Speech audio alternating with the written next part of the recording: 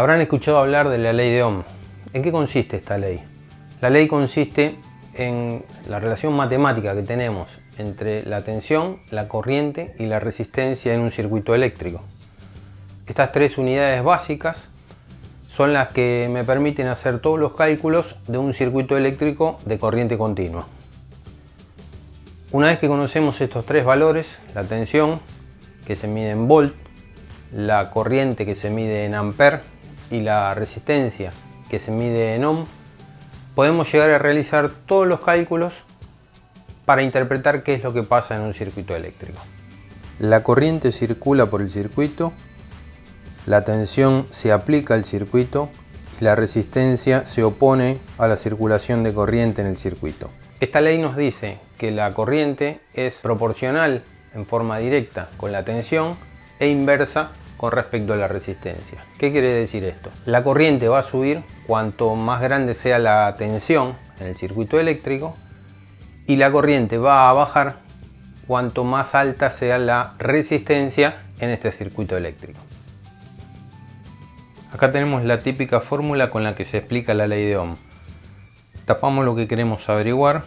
Por ejemplo, si tapamos la E, nos queda la fórmula I por R. Si tapamos la I, nos queda E sobre R. Si tapamos R, nos queda E sobre I. De esta manera tenemos un método memopráctico para poder hacer el cálculo de cualquiera de los tres valores que tengamos en la ley de Ohm.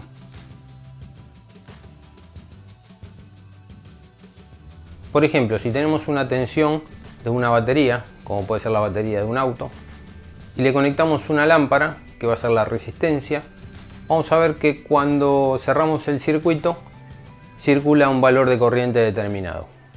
Este valor va a estar dado por la cantidad de tensión que yo le aplique y la resistencia que yo le conecte. O sea, si necesitamos una lámpara que ilumine mucho, para que ilumine mucho necesitamos que la corriente sea elevada para que esta corriente sea la que hace encender con mayor luminosidad a la lámpara.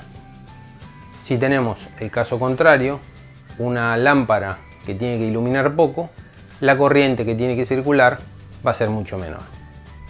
Por ejemplo, si tenemos en nuestra casa un montón de lámparas encendidas, vamos a ver que si no cuidamos la electricidad, a fin de mes nos va a venir una factura más abultada que si la cuidamos. ¿Por qué pasa esto? Porque nosotros estamos conectando un montón de cargas, un montón de resistencias, pero las resistencias van a estar conectadas de una manera que el valor total de esa resistencia va a ser muy bajo.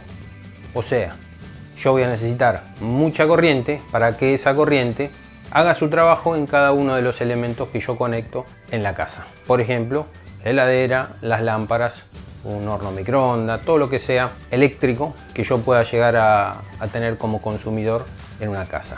Pero cuidado, no vamos a poder aplicar esta ley directamente sobre los elementos de la casa porque estamos trabajando con una tensión de corriente alterna. Si bien tiene un grado de relación, no es exactamente el mismo valor porque tenemos que tener en cuenta muchos otros factores que ya no son las unidades básicas que estamos mencionando.